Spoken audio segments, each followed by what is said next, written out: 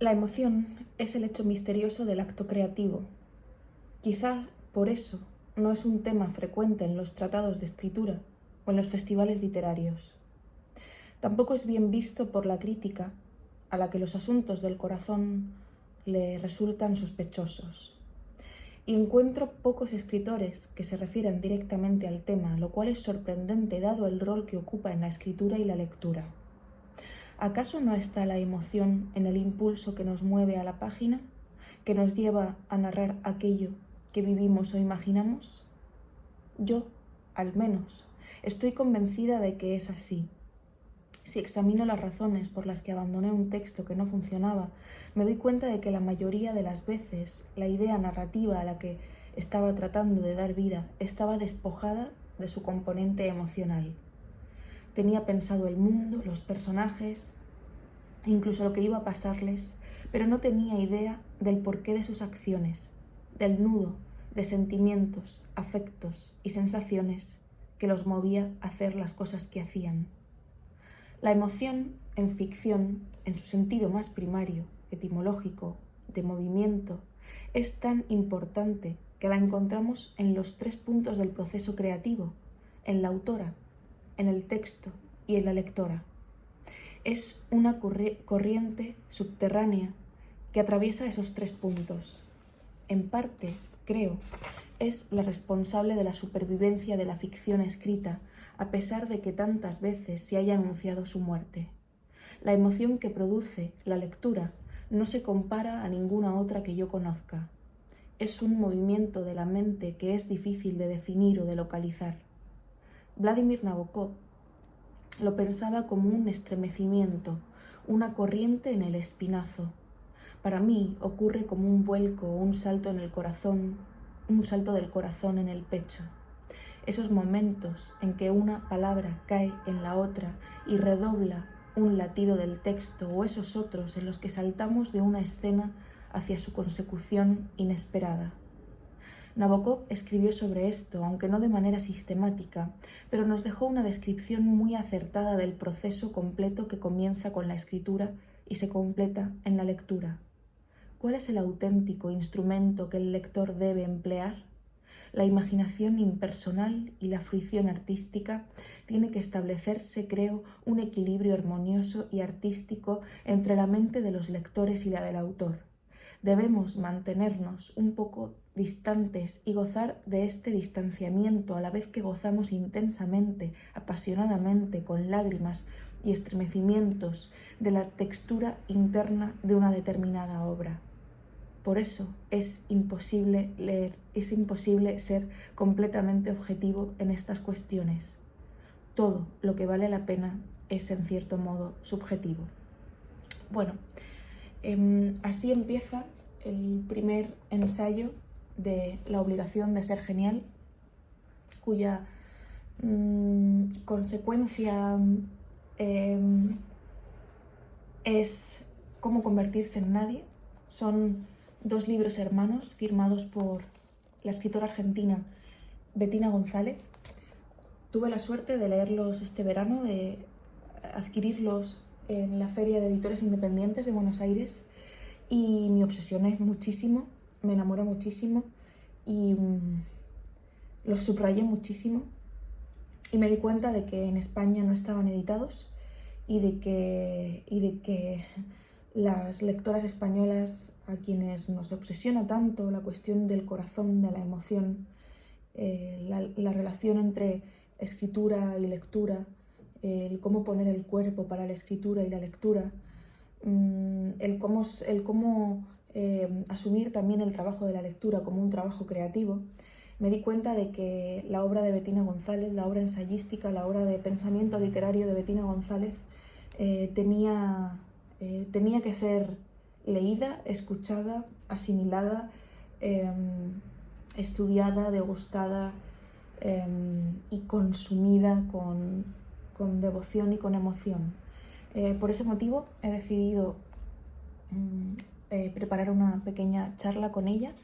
Ayer, día 25N, Día contra las Violencias Machistas en el mundo, tuve el placer de charlar con ella y Hablamos de las polémicas e intentos de censura por parte del gobierno de Milei.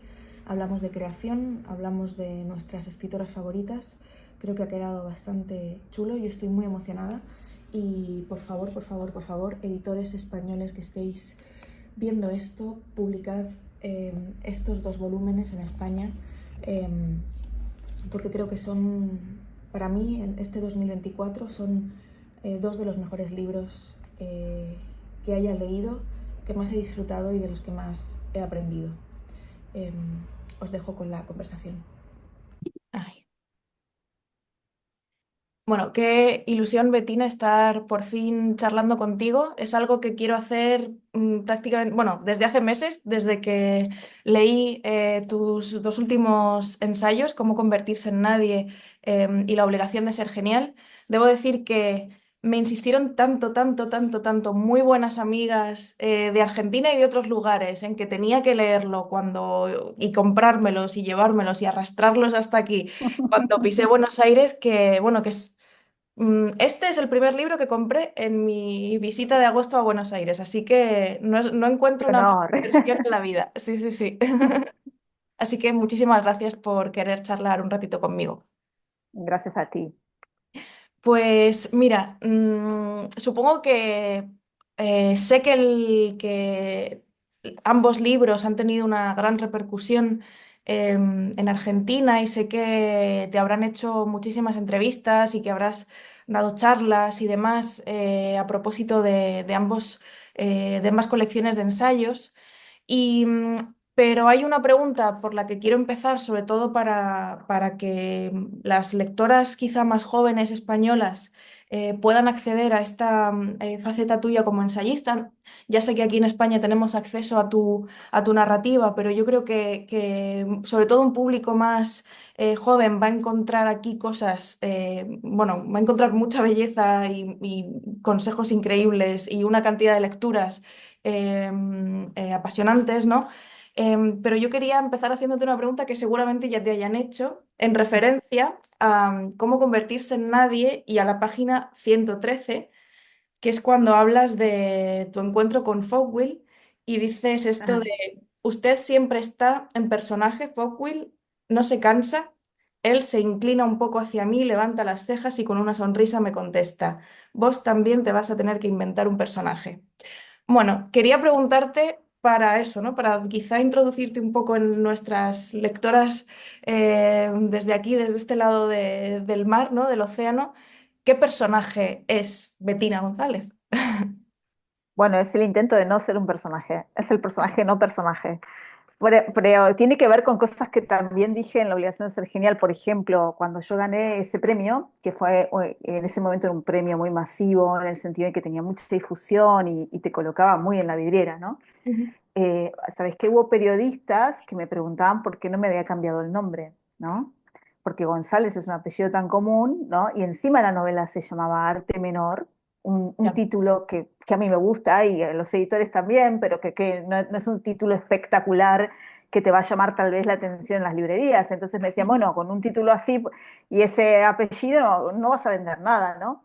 El libro igual vendió 70.000 ejemplares, pero bueno, lo que quiero decir es por qué no me cambié el nombre cuando mucha gente, muchos colegas contemporáneos míos han cambiado el nombre Ujú. para sonar más extraños, para parecer como más exóticos y llamar la atención en las librerías. Justamente es mi intento de que el libro hable por sí solo y no que la autora tenga que salir como una militante del libro, desde el nombre incluso, a tirárselo por la cabeza a los lectores, ¿no?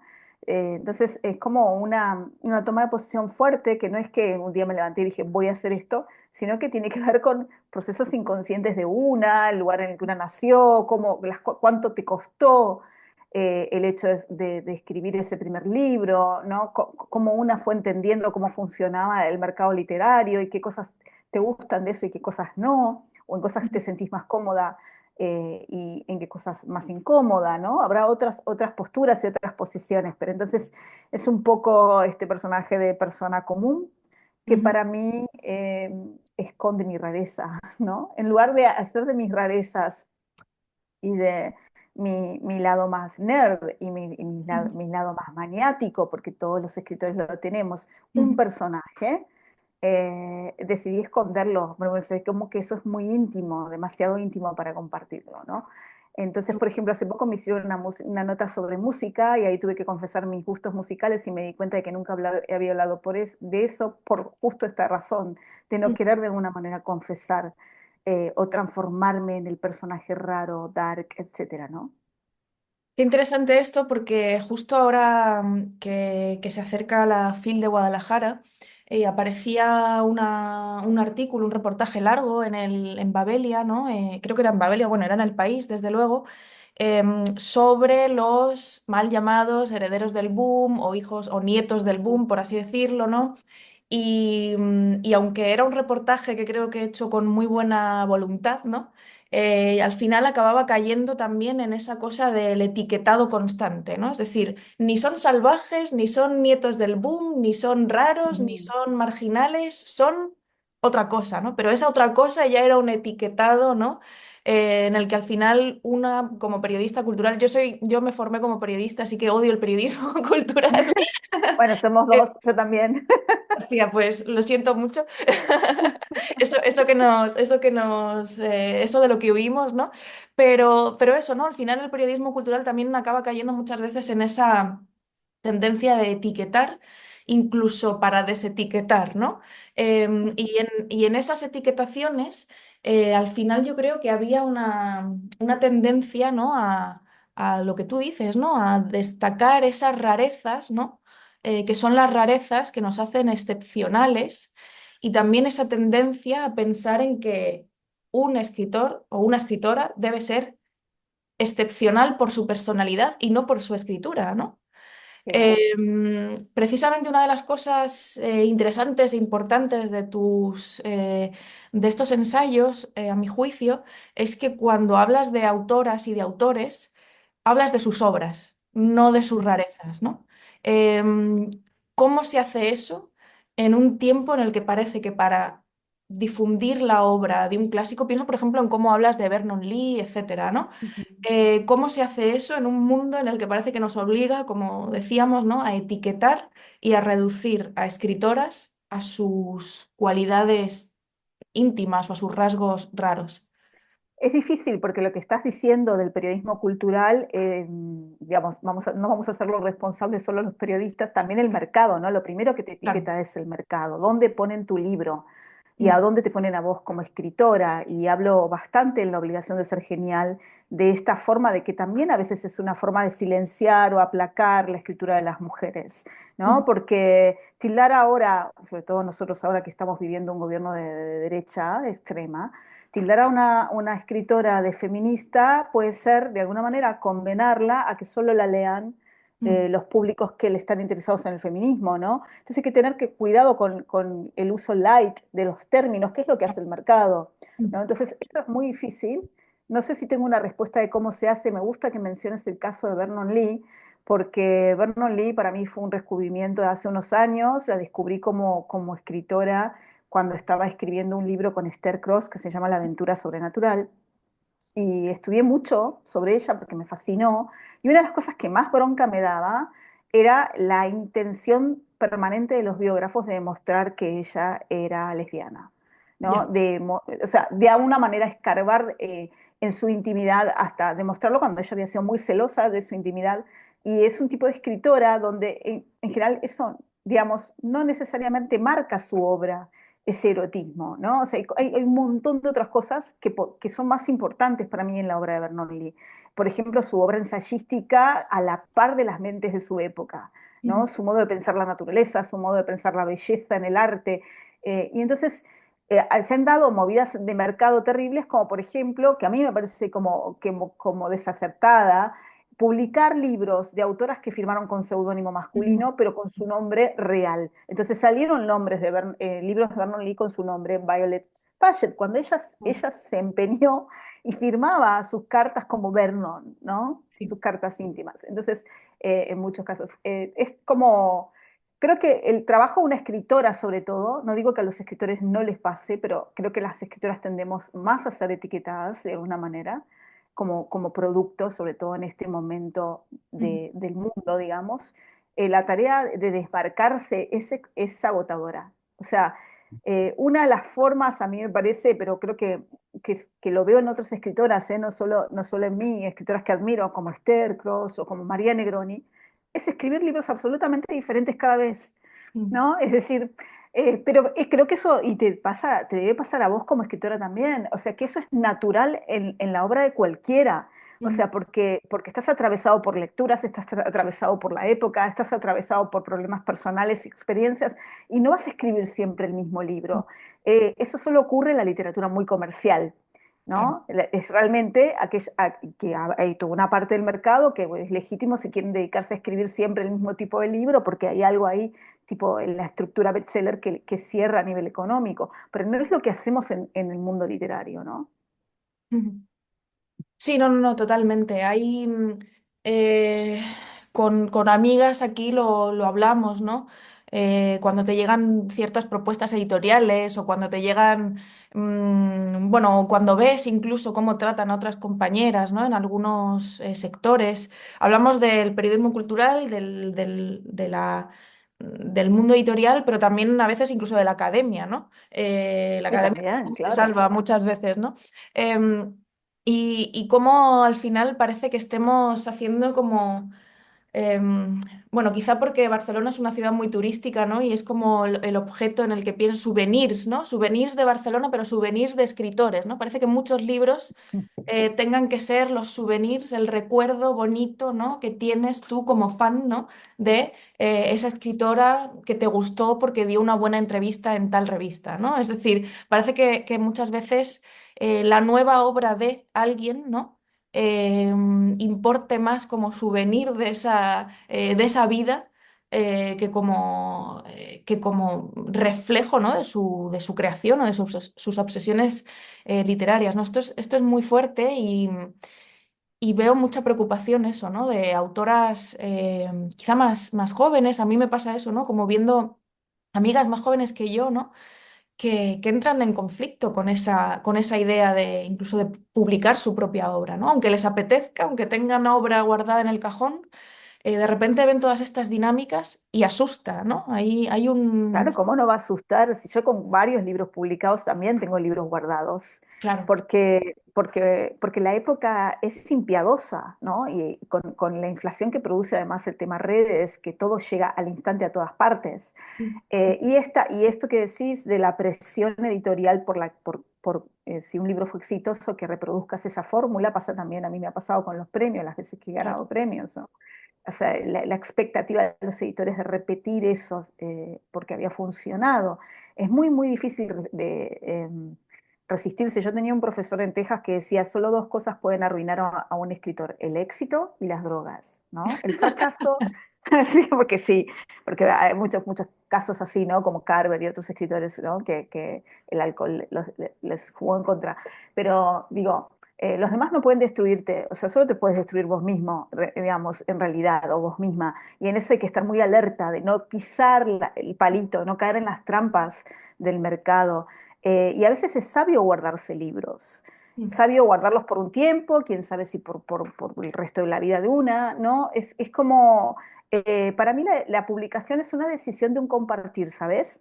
Ujú. Cuando yo decido que quiero sacar un libro, no es como, a mí me sorprende a veces en mis alumnos muy jóvenes esa ansiedad de publicación, que es entendible por un lado, porque obviamente que una quiere, sobre todo si no publicaste todavía, tu primer libro te da mucha ansiedad, pero Sí. también está bien pensar dónde va a salir ese libro, cómo va a ser presentado, a quiénes va a llegar, ¿no? No, digamos, lanzarse a la primera oferta que llega, porque a veces si vos estás muy segura de que el libro ha sido, digamos, un trabajo que está, digamos, a la altura de tus mejores capacidades, por no decir bueno o malo, lo que sea, ¿no? Que has hecho, que has puesto lo mejor de ti en eso. Bueno, quizás vale la pena guardarlo y esperar y ver si aparece una editorial mejor o más acorde a ese libro, ¿no? Me parece que tiene que ser una estrategia, porque la literatura no puede subirse a esa ansiedad de las redes, a esa ansiedad de comunicar todo el tiempo. Entonces, para mí, cuando decido publicar, cuando realmente siento no solo que el libro está terminado, que también es difícil sentir que está terminado, sino que ahí hay algo que puede dialogar de alguna manera, con la época, con lo que está pasando, ¿no? Como que tengo que sentir como que ahora es el momento por ahí, ¿no? Eh, No, en- no sé cómo explicarlo esa intuición, pero entiendo lo de tus amigas también, que a veces se guardan libros también porque piensan en este momento no, claro. ¿no? En este sentido, ¿cuál es la motivación entonces para publicar La obligación de ser genial? ¿Cuál es la necesidad? Si dices que también, ¿no? Que en tu proceso también hay un proceso de guardar, ¿no? El Sí. gesto de guardar ya me parece casi revolucionario, ¿no? En que corren, ¿no?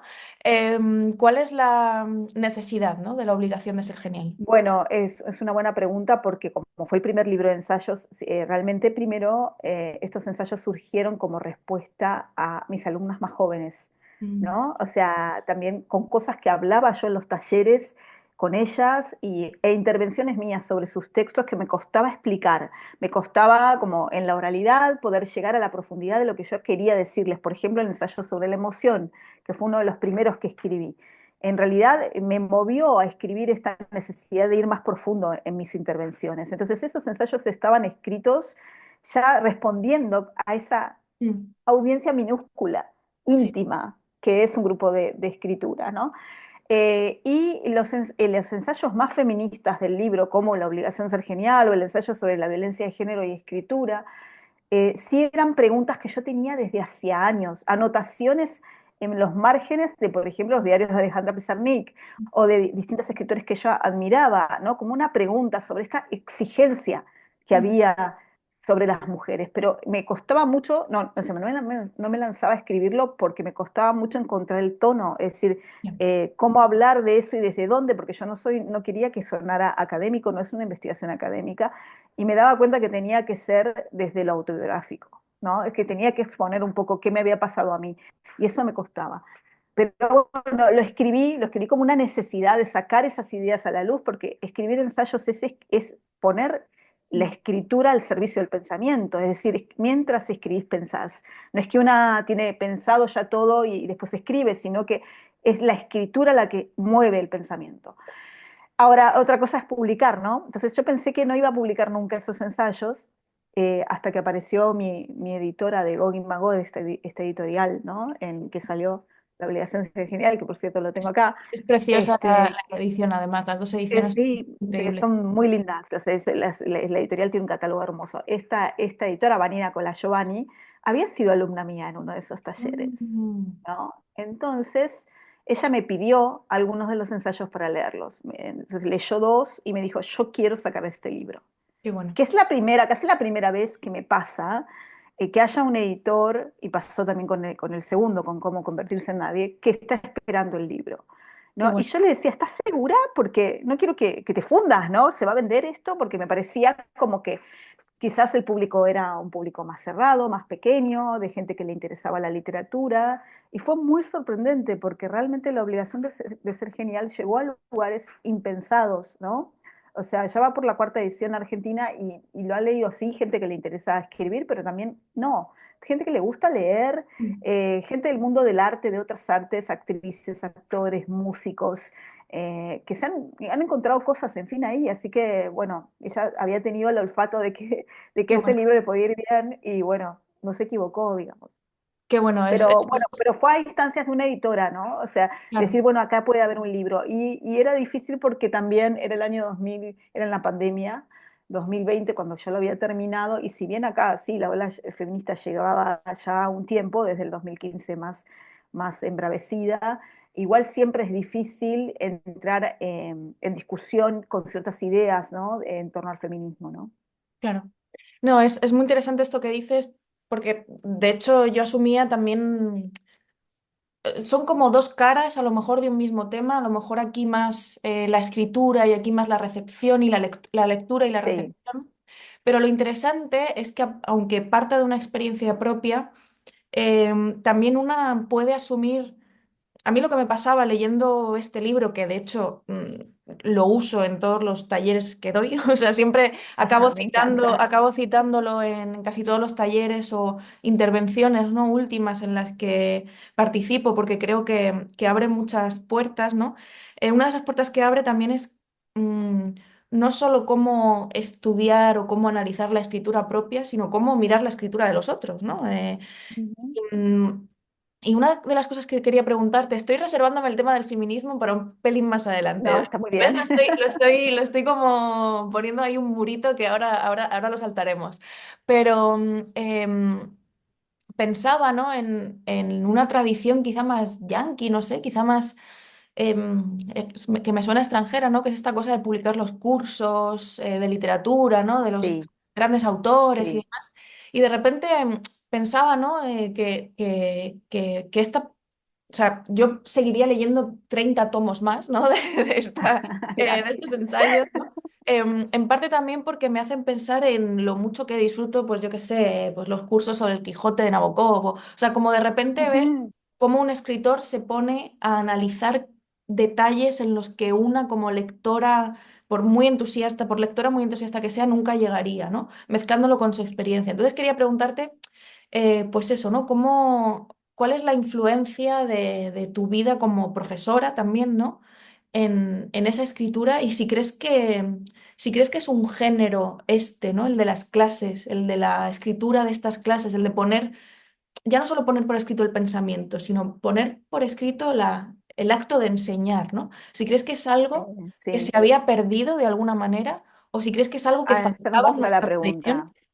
Mm, Yo creo que no, no sé si se había perdido, o sea, la influencia es enorme, o sea, mi vida como docente, pues yo no la separo de la vida como escritora y lectora porque mis alumnos lo saben, soy absolutamente vehemente en las clases y me siento poseída, ¿no? Por las lecturas. Entonces, eh, lo que dices es tal cual. Yo también tengo una formación de 10 años en Estados Unidos, ¿no? Es decir, yo hice una maestría de escritura creativa allá y el doctorado, pero también cuando era muy chica, mis lecturas eran muy anglosajonas. Entonces ya me había formado en esta tradición que decís, que sí es cierto que en lengua inglesa es más común encontrar libros sobre las clases o directamente ni siquiera sobre las clases, ensayos sobre escritura, el famoso ensayo de Flannery O'Connor, la conferencia que ella dio sobre el arte del cuento, ¿no? Que una vuelve y una y otra vez ahí, las conferencias de Shirley Jackson, muchísimos, ¿no? Muchísimos textos de esa tradición.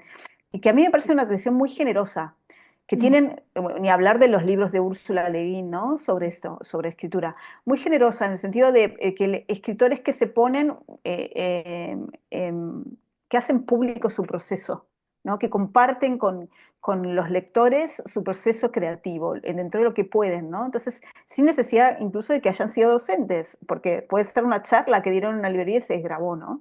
mm, Entonces eso me parecía muy generoso como lectora y sí fue una cosa que me puse a pensar, ¿por qué no hay tantos libros en español mm, sobre esto? Quizás, bueno, no conozco tanto la tradición española sobre esto, pero en Latinoamérica había muy pocos antes de la obligación de ser genial, ¿no? ¿Y qué pasaba con esos libros? Los que había eran más destinados a un público que no sabía nada sobre escritura, eran más como libros de cómo empezar a escribir, que tienen su valor, ¿no?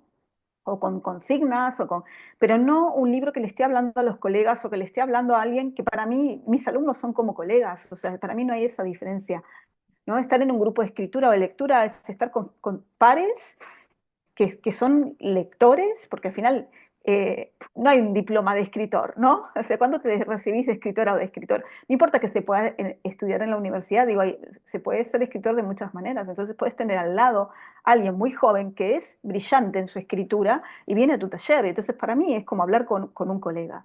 mm, Entonces, digamos, decir, escribir esa audiencia, ¿no? Escribir como íntimamente de, che, ¿qué te pasa a vos con esto? mm, ¿Qué te pasa a vos como escritora, lectora, con estos problemas que yo me encuentro en teoría del cuento, teoría de la novela, cómo empezar una novela, cómo terminarla? Compartir eso, ¿no? Entonces también escribir estos libros y publicarlos era un poco agradecer a esa tradición tan generosa con la que me formé, porque al fin y al cabo en esa formación encontrás un montón de respuestas, ¿no? En esos libros sobre escritura. Y Latinoamérica me parece que había mucho pudor, quizás ahí ves que yo te quiero llevar al feminismo siempre.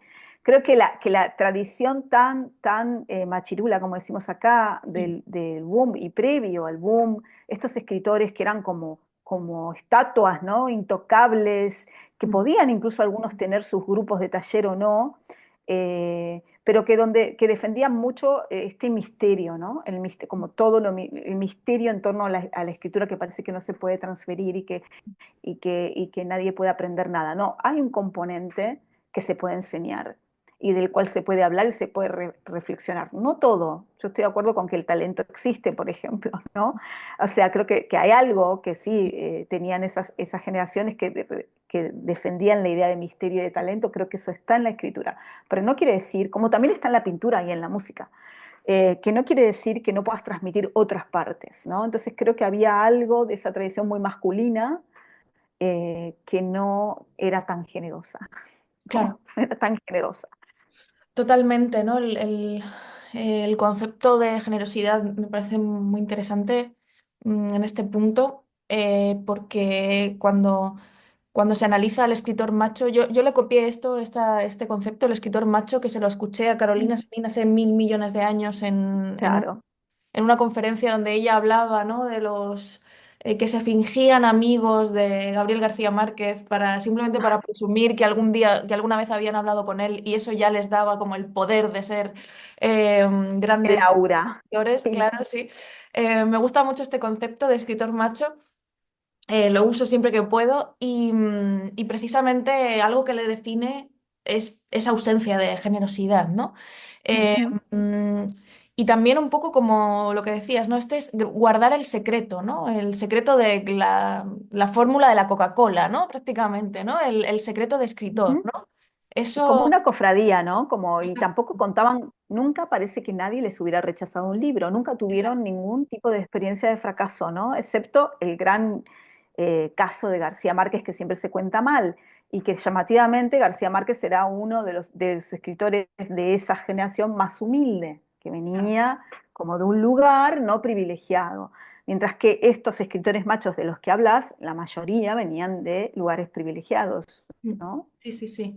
Pues, bueno, en tus libros también se habla mucho de del lugar de origen, ¿no? De la ausencia de biblioteca familiar, de todas esos momentos de, no solo que esto es algo que precisamente el escritor macho que habla de sus penurias, si acaso se sienta a hablar de ellas, hablan, pues eso, ¿no? De los rechazos a lo mejor, o de cómo les costaba al principio empezar a escribir, pero pocas veces se habla de cuánto cuesta también llegar a leer, ¿no? Y esto es algo que me gusta mucho Exacto. de tu escritura, ¿no? Que es también poner toda la sinceridad encima de la mesa, ¿no? De qué difícil también es llegar a formar una biblioteca, ¿no? Cuánto, no solo dinero, sino tiempo y esfuerzo hay que invertir, ¿no? En poder tener una biblioteca o en poder acceder a otras bibliotecas, ¿no? En que incluso en que no te convierta en alguien raro y extraño, ¿no? El hecho de pasar tanto tiempo en una biblioteca, ¿no? Y eso me parece muy, muy bonito, ¿no? De tu escritura. Pero al punto al que quería llegar ya, llegando después del escritor macho, al feminismo, por fin, tiene que ver con tu visión de la cancelación, de la cultura de la cancelación, del momento presente, ¿no? Que estamos viviendo, en el que también parece que estamos entre una espada y la pared, ¿no? Que por un lado nos llamamos, y lo somos, feministas, pero por otro también nos enfrentamos a las propias contradicciones de nuestro feminismo o del feminismo ajeno, ¿no? De los muchos tipos de maneras de ser feminista que hay, ¿no? Y hay una cita, espera que me la he apuntado por aquí, que no quiero citarla mal, 78. Lo tengo todo apuntadísimo, ¿no? Que Muy dices, prolijo. prácticas como la cultura de la cancelación no parecen haber sumado pluralidad de voces, sino estandarización y uniformidad, sobre todo ausencia de riesgo. Eso estará muy bien para las plataformas de streaming y las redes, pero para lo que llamamos arte significa la muerte, ¿no?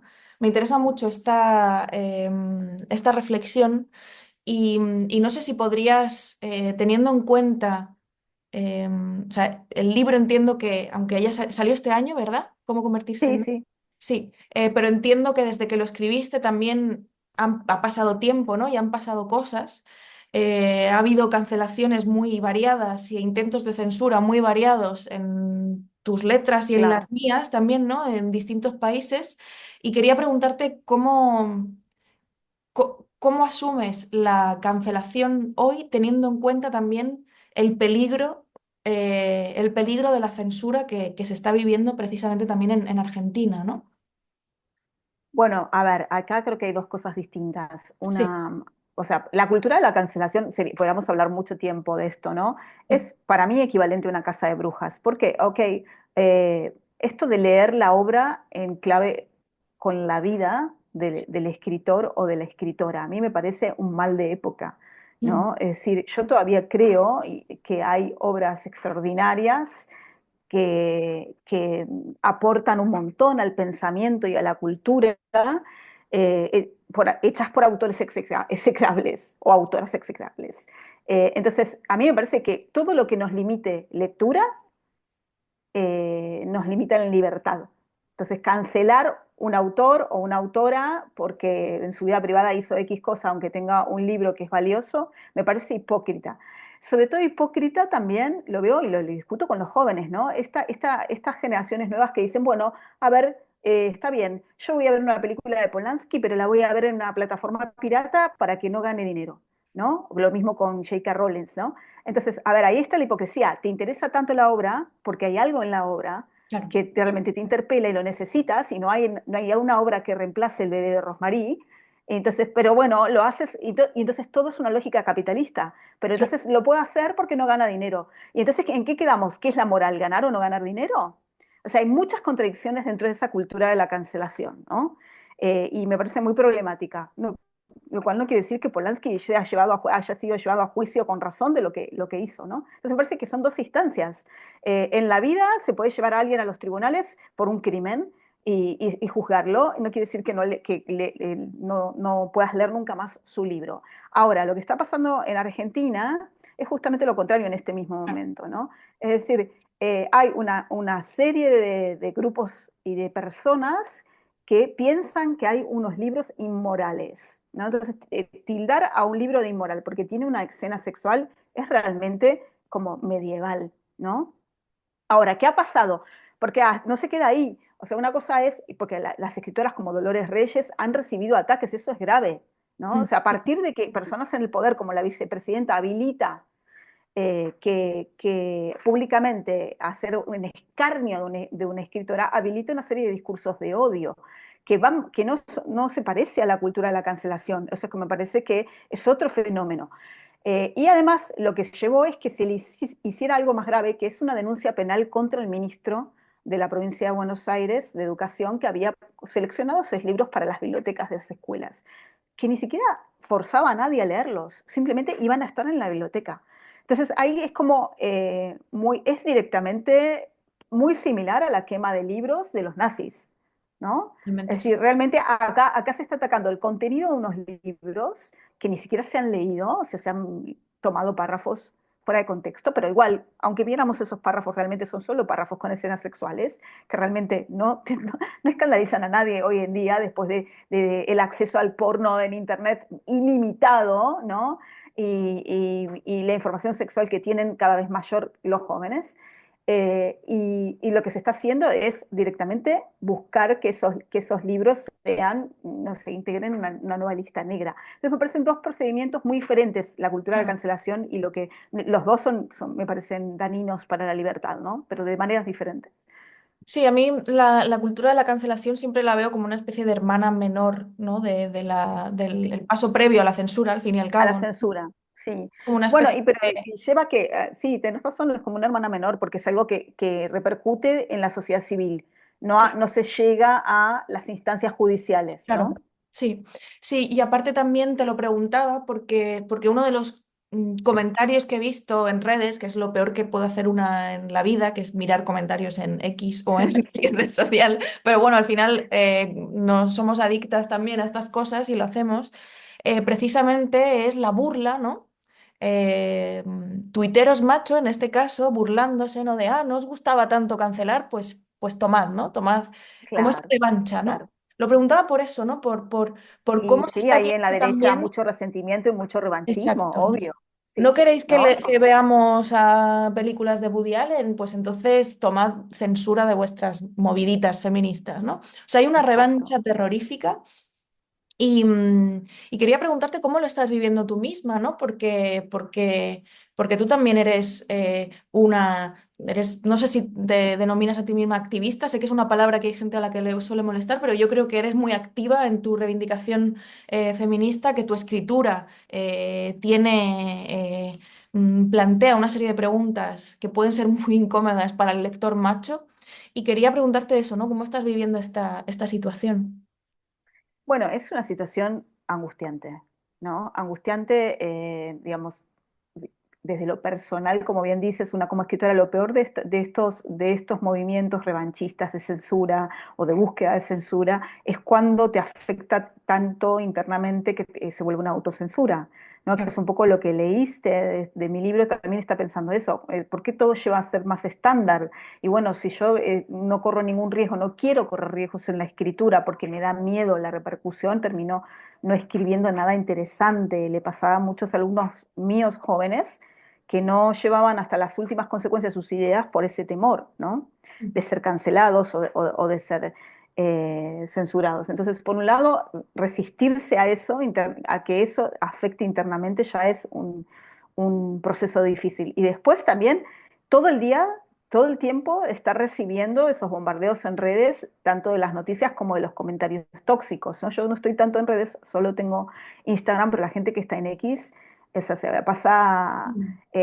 intoxicada por esto, Sí, ¿no? sí, sí. Eso es muy difícil, puede ser paralizante. Me parece que la movida que hubo en el Teatro Picadero lo que hizo es mostrar que hay una comunidad muy sana de escritores y de escritoras que se sostiene a sí misma y que va a dar pelea a estos intentos de ataque a la libertad, porque en realidad es ataque a la libertad de expresión, ¿no? Es preocupante y es difícil todo el tiempo estar reaccionando, ¿no?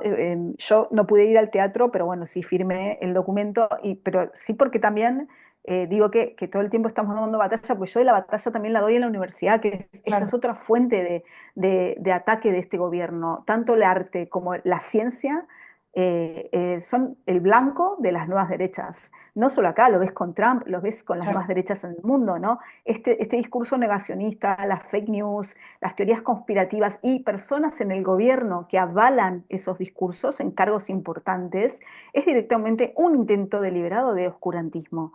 No son personas que no conocen los hechos o no conocen las verdades. Los ocultan, los eligen ocultarlos o distorsionarlos deliberadamente para manipular, ¿no? Entonces es peligrosísimo.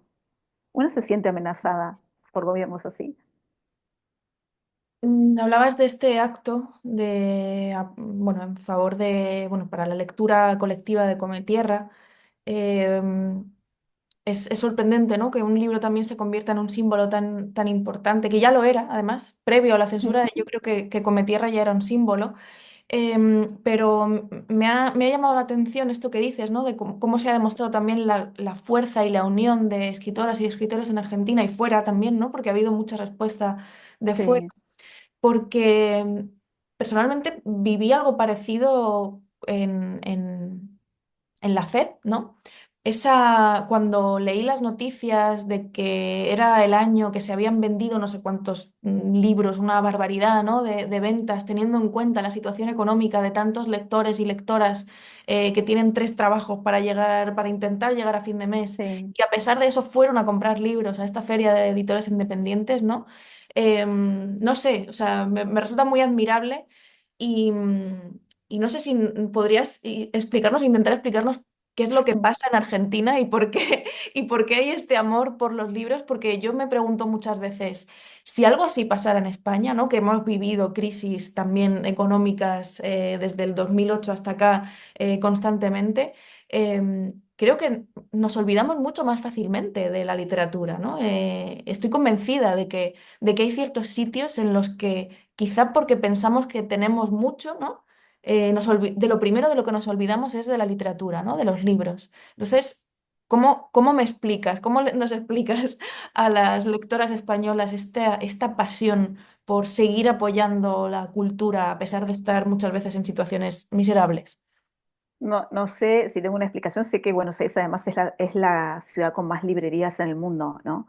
Ujú, Creo que en parte lo podemos explicar por el pasado de Argentina, ¿no?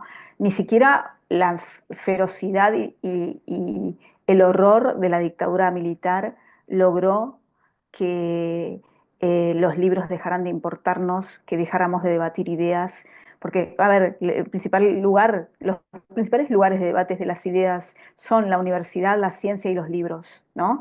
Y han sido los pilares de esta sociedad y lo que sostuvo a esta sociedad, incluso de manera clandestina, durante la dictadura. Durante la dictadura empezaron unas colegas a las que yo admiro mucho, Gloria Pampillo y otros grupos, a hacer talleres de escritura que eran como clandestinos en un grupo que se llamaba Grafein, porque estaba prohibido juntarse. ¿No? Durante la dictadura estaba prohibido que hubiera un grupo de más de X cantidad de personas, pero era un número muy bajito, por eso tampoco podías tener grandes recitales de música, etcétera, ¿no?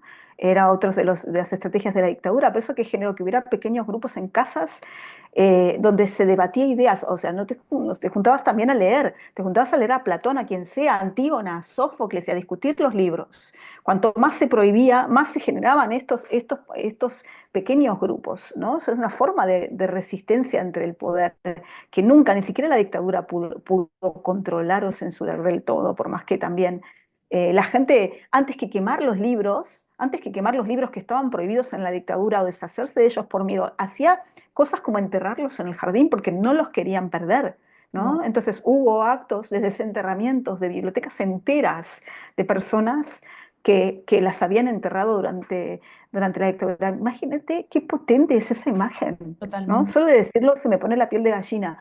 Entonces creo que a pesar de las crisis económicas y de todo lo que está pasando en Argentina, los libros no van a dejar de ser un lugar de encuentro y una fiesta del pensamiento como es la FED, porque la Feria de Editores Independientes no es solamente un lugar donde se venden libros, es un lugar para ir a encontrarse con gente y pensar, ¿no? Se hacen muy pocas charlas porque no hay espacio nunca, dura muy poquitos días, pero la gente va y las salas están llenas, es impresionante, pero además lo vas a ver en cada stand de las librerías.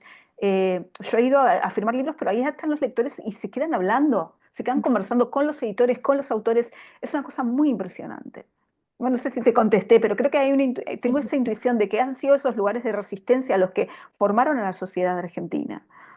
Totalmente, a mí me da una envidia tremenda, ¿no? Porque aunque aquí hay cosas muy chulas, ¿no? Tenemos San Jordi, tenemos la Feria del Libro de Madrid, tenemos distintos festivales, ¿no? Feministas en ciudades muy pequeñitas de España, pero que son cada vez más importantes y muy relevantes. Te recomiendo mirar las charlas que hacen un festival que se llama Letraheridas, está en Pamplona Mm, y hacen reuniones ya desde hace años en donde van trayendo, hacen como reuniones de dos, tres escritoras y lo suben todo, los vídeos y demás, y son qué charlas. lindo, lo voy a mirar, sí. Sí, Letra Herida se llama. Hay otro que se llama Demoler, que es en Murcia. Son todas ciudades pequeñas en las que tampoco hay un gran turismo, ¿no? Pero de repente, pues surgen estos proyectos que empiezan como que me da la sensación de que nos hermanan también, ¿no? Esta voluntad como de juntarse y de debatir, ¿no? Em, Esa es otra cosa que quería preguntarte sobre la voluntad de debate. Antes hablabas, ¿no? De cómo había surgido la escritura de estos ensayos y había como esta cosa de ordenar ideas que surgían en las clases o en los talleres, pero yo creo que también hay te encuentro muy combativa, quizá más en cómo convertirse en Sí, nadie. claro. Quizá en el primero, en la obligación, hay algo más didáctico, pero en cómo convertirse en nadie, y perdón por la expresión, yo la uso mucho, pero pones un poco más cabrona en algunos, en Ujú, algunos momentos, ¿no? Como sí. el tono, por así decirlo, se eleva, ¿no? Entonces quería preguntarte también por el derecho al enfado o el derecho a ser una cabrona a veces, el derecho a la rabia incluso, dentro de esta escritura ensayística literaria, ¿no? ¿Cómo lo has Bueno, volcado? gracias por eso, porque es un gran tema el enojo para mí, porque creo que también nos robaron el enojo las derechas, ¿no? Las derechas con sus falsos Claro, indignados. Hay muchas cosas para decir de eso. El tono es distinto, de acuerdo, porque también hay dos conferencias en este libro. O sea, sí, fueron eh, actos, ¿no? No es solo escritura, había un público y cuando uno se para frente a 2.000 personas, como es el foro extraordinario que hay en el Chaco, acá en nuestro país, en la ciudad de Resistencia, donde van 2.000 personas, bueno, una tiene que ir con todo, ¿no? No me parece que es para ir un momento como de conciliar, hay que ir con las ideas eh, bien aceitadas. Entonces, primero está el tono ese de las dos conferencias, sobre todo esta de que leíste de la cancelación, que fue otra en Rosario, ¿no? Y después también que está el tema de, bueno, yo creo que, como dice Borges, si uno va a escribir ensayos, tiene que ir a fondo con la pasión y la vehemencia de las ideas. Y Borges decía, después que el lector agregue los no obstante y los sin embargo donde cree que tienen que ir, ¿no? Donde quiere concederle la idea al otro, la oportunidad de que el otro disienta. Pero, digamos, si vos querés, digamos, de alguna manera ir a subirte a esa pasión por las ideas que es escribir ensayos, realmente ponerte en ese momento a conceder, bueno, podría ser así, podría ser así, eso ya lo hace el periodismo, el mal periodismo. ¿No? A mí me parece que la fuerza tiene que estar ahí. Y después esa es mi personalidad. Yo soy una persona vehemente y apasionada y bastante harta de que me lo señalen. Pero me lo señalan porque soy mujer, ¿no? Claro. Entonces he pensado mucho en esto, en el derecho al enojo, en el derecho a la rabia, en la relación que eso tiene con el feminismo. Y curiosamente escribí ese textito para el libro de la FED sobre Ujú. violencia, Sí. centrándome en el enojo y en la rabia como emociones censuradas, ¿no?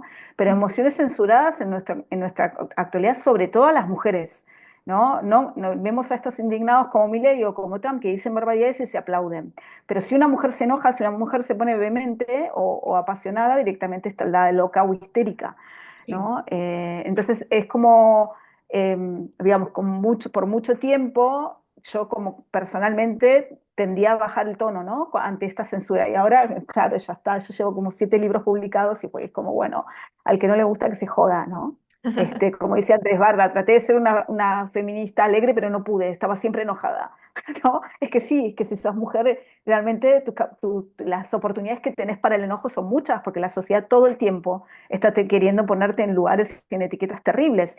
Mira cuando, digamos, esa crónica sobre el Caribe empieza con una reflexión impensada, pero empecé por ahí, sobre qué es tener 50 años, ser una mujer de 50 años hoy, ¿no? Y que poco se habla y qué estereotípico es ese momento de la vida de una mujer. Y sabes que desde que me levanto hasta que me acuesto tendría muchísimas oportunidades de enojarme con la sociedad por eso, ¿no? Entonces, el problema es que, ¿qué hace una con el enojo? No sé, si con el enojo solo te vas a enojar con tu vecino o con el médico que te dice cosas que no, que son patriarcales, y bueno, no haces mucho. En cambio, sentarse a escribir creo que está bueno, ¿no? Claro. Que es, digamos, tomar acción, tomar esa emoción que al fin y al cabo eh, tiene su lado positivo y hacer de eso un arma. ¿Cómo ha afectado la escritura de estos dos libros en la escritura de tu ficción? ¿Cómo ha influido las libertades Mucho. que has tomado aquí o el enojo que has trabajado en estas conferencias en lo que estabas escribiendo de ficción o en lo que después estés escribiendo de ficción? Mucho, mucho. Si leíste, me encanta esta pregunta, si leíste bien el epílogo de cómo convertirse en nadie, ahí hablo del libro que me estoy guardando, ¿no? Pero no solo afectó en el sentido de guardarme ese libro por lo que pienso y lo que pasa con el mercado editorial, sino en cómo está escrito ese libro. Claro, Ese a libro está eso escrito iba, ¿no? con la misma vehemencia los ensayos y con mucho ojo en la forma. O sea, hay algo viste que hay algunos ensayos acá, y uno en cada libro, así se dio, que están escritos en fragmentos que no son un texto continuo, sino que son como fragmentos que saltan de un tema a otro y van construyendo las ideas, pero también una narrativa personal. Bueno, ese libro está escrito de esa manera también. Mm. Es decir, que esta escritura ensayística me llevó a escribir una novela corta, con un poco esa estructura, donde sí se cuenta una historia, pero también hay estos fragmentos de pensamiento. Para mí fue liberador escribir estos libros de ensayo porque me llevó a escribir ficción de otra manera, encontrar una escritura más cerca de la autenticidad de esa emoción de la que vengo hablando, ¿no? De esta pasión, de esta rabia que mueve a escribir, ¿no? Entonces, primero hubo una crisis de que como, bueno, tenía ideas para novelas que luego no me dieron ganas de escribirlas, hubo una crisis de un tiempo sin escribir ficción y finalmente salió este libro que creo que es consecuencia de los libros de ensayos. Qué bueno. Sí, me preguntaba entonces si poner el corazón también es poner el corazón enfadado, ¿no? Poner el corazón vehemente en este caso. Y Sí, enfadado y creo que también tiene que ver con despojarse, ¿no? Poner el corazón es que el que se enoja en realidad está exhibiendo una debilidad. claro. Por eso es tan censurado el enojo, porque estás mostrando que las cosas te afectan, que las cosas te duelen, que las cosas te están jodiendo. Entonces, en el fondo, quien se enoja es muy vulnerable. El enojo auténtico, digo, ¿no? El impostado de Sí. estos presidentes, ¿no? Totalmente, totalmente, sí. Sí, sacaba este concepto, ¿no? Porque poner el corazón es como abres, ¿no? El primero de los ensayos. Es algo que creo es uno de los capítulos que más, bueno, que lo he fotografiado y mandado a compañeras para pensar, ¿no? Juntas alrededor de eso, ¿no? Y hace poco con Laila Martínez, no sé si la conoces, es una narradora Sí, española. leí su novela, sí, Sí, sí, Carcoma. pues estuvimos en un taller conjunto que ella me invitó que se llamaba Cómo destruir la literatura y yo mi intervención era cómo destruir el reloj. Porque hablábamos un poco de la presión de los tiempos, de las entregas, Ajá. el deadline y demás. Entonces fue muy bonito porque hablando juntas con las personas que estaban en ese taller y con la propia Laila, pues llegamos también a que poner el corazón, o sea, el corazón realmente es un poco el tic-tac del cuerpo, ¿no? Entonces como que tenía verdadero sentido, ¿no? Más allá de cómo explicas tú el concepto, ¿no? El qué significa poner el corazón, de repente nos dimos cuenta, ¿no? De que quizás si ponemos el corazón entenderemos también nuestros tiempos, ¿no? Y qué Ujú. tiempo tiene cada escritura, ¿no? Entonces fue muy bonito y me gustó mucho leer en voz alta para ellas este capítulo. Em, y quería en ese sentido preguntarte que si crees que, o cómo crees, ya que lleva 4 ediciones, yo de hecho tengo la cuarta aquí, ya que lleva 4 ediciones, ya que lo ha leído tanta gente, ¿crees que alrededor del mundo habrá gente escribiendo gracias a tus consejos de escritura? Es decir, tú te imaginas, porque esto de la isla te lo acabo de contar yo ahora, No, ¿no? Pero esto es muy emocionante. Lo que me estás contando que sí, hicieron en ¿no? ese taller me parece hermosísimo y me emociona mucho.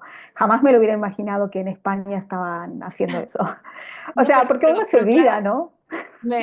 yo me pregunto eso, ¿no? Teniendo en cuenta la cantidad de pocos libros que hay con consejos mm, actuales, ¿no? Porque yo qué sé, yo aquí tengo justo parte de la biblioteca de ensayo, ¿no? Y pues tengo aquí los consejos de escritura de James Joyce, los consejos de escritura de no sé qué, ¿no? Es Claro, sí, pero tal, ¿no? Pero de repente una guía como esta, no sé, me pregunto si tú te preguntas cómo estará afectando en la escritura de los otros, ¿no? O te no escribe me lo a decirte, preguntaba, pero sí me pasa que esto mismo que me está pasando ahora con vos, que a veces en redes la gente me escribe, o otros escritores, incluso escritores que yo admiro mucho, para decirme que leyeron alguno de estos dos libros y que les gustó, y para mí siempre me sorprende. O sea, no es que estoy esperando eso, me sorprende, por supuesto, y me da mucha alegría. Porque claro, como te dije, no pensaba que estos ensayos iban a llegar a tantos lugares ni iban a tener tanto poder para de alguna manera reconfortar a otros ya, y a otras, ¿no? Y decirles, sí, bueno, vamos, vos también podés, o presta atención a esto, no acallemos el ruido del mundo, ¿no? Me parece hermoso si los libros pudieran llegar a decirles eso, además de darte, digamos, consejos puntuales, que me hiciste acordar que un ensayo que no escribí, pero que porque no llegaba a los tiempos de este libro y por razones de todo lo que sabes del tema del papel y lo caro que está el papel, el libro tenía que salir en agosto, pero que tal vez lo escriba ahora que me lo decís, es algunos consejos de escritura que nunca me sirvieron para nada. Porque me haces reír con esto de los libros, los consejos de Joyce, los consejos claro, de Horacio Yoga, qué sé yo, que pueden estar buenos para esa época o que en esa época hacían sentido porque había otro tipo de lectores y claro. que a veces los han machacado en la escuela o en talleres o en clases y realmente no te sirven para nada hoy, ¿no? Entonces era todavía más desafiante Chulo, ese ensayo, tal vez lo escriba. Qué bueno, no, yo te animo totalmente, porque la verdad es que sí que es verdad que suele ser como, también, no sé, revistas tipo Lit Hub y algunas de esas revistas Claro, estadounidenses, ¿no? Que de repente te ponen sí, 20 consejos de Nabokov para no sé qué, ¿por qué, no? Si yo sí. no soy una rusa rica viviendo en un hotel de Suiza, ¿no? Yo no puedo seguir estos Claro, consejos, ¿no? claro, ¿qué voy a hacer? ¿Por qué voy a hacer las cosas como las hizo este señor, no? Exacto, sí, sí, sí. O por ejemplo, cuando me hace gracia cuando se habla de la necesidad, sí, de un cuarto propio, ¿no? Y se habla de la casa propia y se pone el ejemplo de la casa de Margarit Duras y es como, sí, bueno, no todas tenemos una casa en el campo, ¿no? A las que, Tal a la cual, que tal huir, ¿no? cual. Ese consejo de la casa en el campo a mí no me sirve mucho ahora mismo con mi economía, pero bueno, en fin. Somos Em, dos. Sí, tenía, bueno, tengo varias preguntas más apuntadas, pero ya llevamos más o menos una hora y hay una que creo que nos puede dar para conversación larga y hay otra que es también un poco cabrona y no sé si me atrevo a hacértela, pero es una No, pregunta. vamos con la cabrona. Ahora ya me dijiste así, la tenés que hacer. A ver, tampoco lo es tanto, pero hay gente a la que se la hago. Es una pregunta que me encanta hacer, es una doble pregunta y que no todo el mundo se atreve a responder porque, bueno, pues porque puede tener malas implicaciones. Pero volviendo al tema de la cultura de la cancelación, hay Sí. algo a lo que le doy muchas vueltas, ¿no? Y es a si tenemos acaso como sociedad la fantasía de ser canceladas, ¿no? La fantasía de querer ser canceladas en Ah, algún de punto. quererlo, de Exacto, desearlo. de quererlo, de desear ser canceladas, porque también da la sensación de que hay, o al menos yo lo siento así, de que muchas veces, quizá por esta cosa de que todo el mundo parece que tiene una columna de opinión en la que hay que opinar sobre mil millones de cosas, ¿no? Y a veces yo creo que las escritoras y los escritores perdemos mucho tiempo y mucha creatividad escribiendo semanalmente para 24.000 Sí. millones de medios, ¿no? Y decimos a veces barbaridades. Pero también me da la sensación de que hay gente que escribe como con esa voluntad de a ver si toco alguna fibra y me vuelvo polémica, ¿no? Entonces, la primera pregunta sería, ¿te gustaría ser cancelada? Y la segunda es, ¿por qué crees que serías cancelada? Eh, no, no me gustaría en el sentido en que no me gusta ningún tipo de intromisión sobre mi vida privada y me parece que claro que yo por algo decidí convertirme en nadie, ¿no? Entonces, además, prefiero que Claro, no. O sea, ese tipo de fama no me interesa. O sea, que claro que veo que hay un sí, oportunismo de que cuando se habla de un libro que se quiere censurar o de un autor que se quiere censurar, paradójicamente se da lo que se llama el efecto Bárbara Streisand, ¿no? Que de claro. repente eso se vuelve súper exitoso y se vende más. Me imagino que hablas de eso, de que la gente quiere Sí, ser polémica y pinchar para ver si logra eso. exacto, sí. Me parece, qué sé yo, una estrategia que es bajísima, pero casi todas las estrategias son bajísimas si quieres buscar la fama. No, creo que los libros tienen otro tiempo y yo no escribo para el presente. O sea, hace rato que hice las paces con eso. O sea, que buenísimo si hay lectores ahora, pero como decía Pessoa, escribir para el tiempo vil de la propia época no es lo que la literatura debería ser, ¿no? Y con respecto a lo de escribir en diarios, Hemingway, que había sido periodista desde muy joven, lo desaconsejaba. Claro, Decía que solo le podía servir al que recién empieza para foguearse un poco en la escritura cuando tenés 19 años, pero que después es el concepto de obra, el concepto de la propia obra lo que tiene que sostener la escritura y no la coyuntura, la actualidad. La literatura no tiene que ver con la actualidad, la literatura puede tener que ver con el presente, pero no con la actualidad. Eso es claro, una agenda de los medios, ¿no? Entonces, no, no me gustaría ningún tipo de intromisión, tampoco me gustaría ser mega famosa, ¿eh? O sea, como no querría ser mega famosa, porque además no me lo bancaría, cuando tuve un cachito así de vidriera, me dio un ataque de pánico, imagínate. O sea, no, no querría eso. ¿Y por qué creo que podría ser cancelada? Y por muchísimas cosas. Porque como soy alguien tan vehemente que dice lo que piensa, en realidad, por eso no tengo Twitter, o sea, me claro. hubieran cancelado hace rato. Pero es probable que sí, que creo que podría ser cancelada, sobre todo por cosas que escriba, no tanto por cosas de mi vida privada, pero quién sabe, Claro, ¿no? claro, Quién sí. sabe, porque todo está a tiro, todo se puede ver con el ojo del mal, ¿no? Totalmente, Incluso totalmente. los gestos más inocentes, o sea, mira lo que me pasó en una clase. Estaba enseñando Un día perfecto para el pez plátano, ese cuento maravilloso de Salinger. Y un Ah, alumno sugirió en la clase que la escena con la niña en la playa podía ser una escena de abuso, ah, ¿no? Entonces, claro, el cuento juega con ese miedo, pero no se llega. Y una alumna me dice, pero le tocó el pie. el hombre le toca el pie a la niña. Y yo pensé, wow, ¿no? Un gesto inocente en el sentido de que una mujer también podés estar en la playa y hay un niño jugando y le tocas el pie porque te parece bonito Claro, y quizás te cancelan por eso, claro. ¿no? Es como muy terrible. Sí, sí, sí. Bueno, cuando además, volviendo al tema de la emoción, ¿no? Del que tú hablas tanto, ¿no? Precisamente en esa duda, ¿no? En esa duda de si ese gesto es pernicioso, o es bueno o es natural, está la emoción o sea, la emoción está en esa duda, ¿no? Precisamente, ¿no? Claro, exactamente. Yo creo, quizá uno de los motivos por los que cancelamos tanto es que odiamos tener emociones, ¿no? Es lo que en Claro. realidad odiamos las emociones y por eso nos da miedo emocionarnos con cosas que a lo mejor pueden ser nocivas, ¿no? Y entonces en realidad nos cancelamos a nosotros mismos, ¿no? Un poco Lo lo que que ya veo está es hablando eso, de hay falta de contacto con la propia emoción. Y lo veo Exacto, cada vez más en los jóvenes, como que no saben lo que sienten o cuando se dan cuenta les da miedo. Porque claro. es una cultura muy, muy vertida hacia afuera y no hay tanto trabajo con la introspección, excepto los que hacen terapia. Pero bueno, volviendo a eso, la literatura te da eso. Ese es uno de los regalos de la literatura. Es una Mm, educación sentimental, totalmente. ¿no? Pues ya para ir terminando, yo había traído algunos nombres de autoras que sé que bueno, que se han citado en tus libros y que, de hecho, cuyos nombres han salido por aquí. Son autoras que, bueno, por suerte creo que estamos empezando a leer en España. Yo creo que ha habido un silencio muy grande y solo hace falta ver cuáles son las nuevas ediciones de algunas autoras argentinas y ver cuándo se editaron por primera vez, ¿no? Y a lo mejor en los años Mm. 70 teníamos a un montón, ¿no? Y de repente han pasado X años, ¿no? Y vuelven a ser editadas ahora, pero ha habido un silencio tremendo, ¿no? No solo con autoras argentinas, sino creo que de toda América Latina, ¿no? Ha pasado. Y por suerte ahora pues tenemos algunos nombres y se presentan algunos poemarios y antologías. Entonces, para las personas que nos están viendo, para animarles un poco a leer a algunas autoras. Quería decirte algunos nombres y si podías decirnos qué significan para ti esos nombres, ¿no? Una de ellas la utilizas también como cita de cómo convertirse en nadie y es Vignosi, ¿no?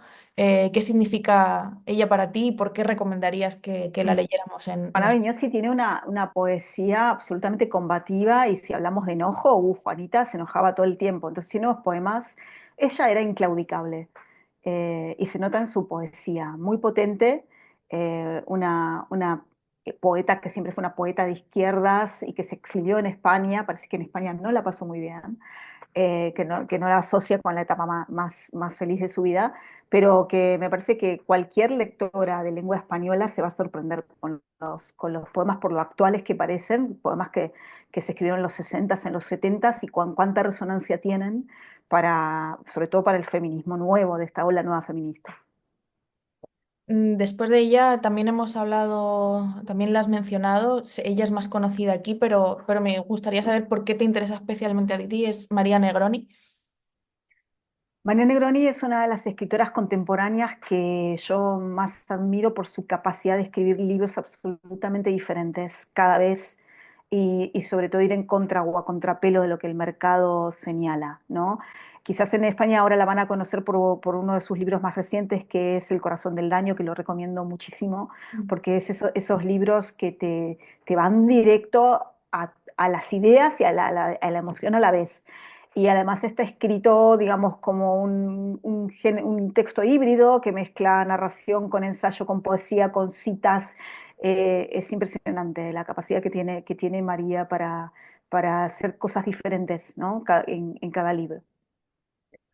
Como la estamos leyendo en el club de lectura, no sé si puedes recomendarnos algo menos obvio de Sara Gallardo, ahora que la Que tenemos. están leyendo en el club de lectura. Pues hemos leído Isejuaz Ujú.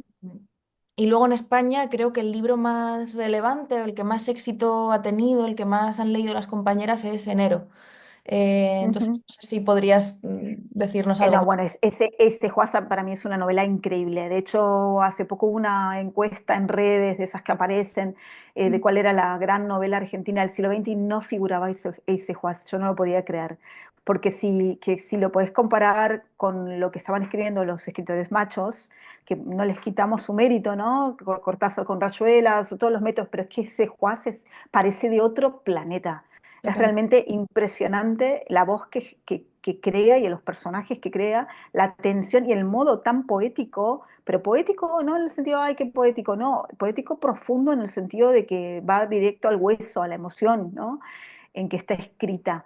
Y podría recomendarles también otra novela de ella que se llama Los Galgos, Ujú. ¿no? Que tiene cosas extraordinarias, pero por decirte que realmente el modo en que está contada la historia de esos perros, de esos galgos que están en una estancia en la provincia de Buenos Aires, es absolutamente conmovedora. Pero no estamos hablando de unos galgos para Disney, ¿eh? Ujú. Estamos hablando de la relación que entabla ese personaje con esos animales. Y que es un tema tan actual al final, ¿no? Porque estamos todo el tiempo debatiendo acá el cambio climático, qué estamos haciendo con la vida animal y con el respeto que le debíamos a la belleza, ¿no? A la belleza que encarnan esas otras formas de vida. Me parece que esa novela de Sara Gallardo tiene momentos sobrecogedores sobre eso. Que bueno, pues yo no la he leído todavía, así que me la quedo, como tengo ese Juaz hiper reciente, me la quedo súper pendiente. Y es muy distinta, es absolutamente distinta. Sí, te iba a preguntar por Pizarnik, aunque ya también nos la has citado y es como una debilidad Sí. personal, pero más allá de si quieres recomendarnos cualquier cosa o cualquier punto de vista que creas que en España no le estamos prestando atención a Pizarnik, em, Bueno, han hecho ediciones muy nuevas en las que vos sí, participaste, que me sí, sí, parecen sí. muy bien, ¿no? Que ha habido como un bucear en la obra de Alejandra Pizarnik, que para mí es todo, porque yo me formé como lectora desde muy joven con los poemas de Alejandra Claro. Pizarnik, o sea que me ha marcado mucho. Pero también ir en contra de esta idea que tuvo mucho tiempo, muchas etiquetas, ¿no? Dos, una es la escritora maldita y la otra es escritora para adolescentes, ¿no? Porque muchos entramos a la poesía por su obra, porque es una poesía que convoca mucho desde los dilemas que puedes tener en ese momento de la vida, pero por supuesto que trasciende, la obra de ella es muy compleja y era una poeta llena de textos rarísimos, de un humor extraordinario, estrafalario, muy único, ¿no? De juegos con las palabras y de extremar la relación entre lenguaje, sexualidad y humor, ¿no? A la vez que también tenía un trasfondo medio autodestructivo, ¿no? Se ve mucho en los diarios. Es complejo hablar de ella porque una siente que caes en esas etiquetas del mercado que justamente odiamos. Les recomiendo justamente un libro Ujú, de María Negroni sobre Alejandra Pizarnik que se llama El testigo lúcido, ujú. que lo que es un paseo alucinante por la obra, por los lugares menos transitados de la obra de Alejandra Pizarnik. Qué bueno. Por último, ya antes de irnos, estos son los nombres que he traído yo porque me interesaba egoístamente saber qué tenías que recomendarnos o decirnos de estas autoras, pero ¿qué nos recomiendas leer? No solo de autoras argentinas, sino quien se quede quien consiga en España y si no, pues intentaremos que se traigan aquí los libros, las librerías o que se editen aquí. Quien se quede con ganas de más después de leerte, a ti, ¿qué otras cosas debemos leer? ¿Qué otras Como autoras? en esa vena de ensayística. Sí, Sí, como el exacto. ensayo. Bueno, yo mencioné los libros de Úrsula Le Guin Mm, que en España se han traducido sí. recientemente, al igual que los de Shirley Jackson. Me parece que, sobre todo Úrsula, lo que produce, además de esta generosidad y de dar consejos, produce ganas de escribir. Es una escritora que cuando la lees te da ese envión, ¿no? Ese envión de ganas de lanzarse a la escritura y a la lectura. Me parece que, bueno, que está en el origen de estos libros míos, ese Bueno. libro de Ursula Le Guin. Pues bueno, Bettina, muchísimas gracias por No, dedicarnos gracias a tanto vos. tiempo. Y, A vos. y espero que en algún momento puedas venir a presentar estos libros. Estaremos ahí fans. Ojalá, ojalá se dé. Bueno, muchas gracias, Luna. Muchísimas gracias. Seguimos en contacto.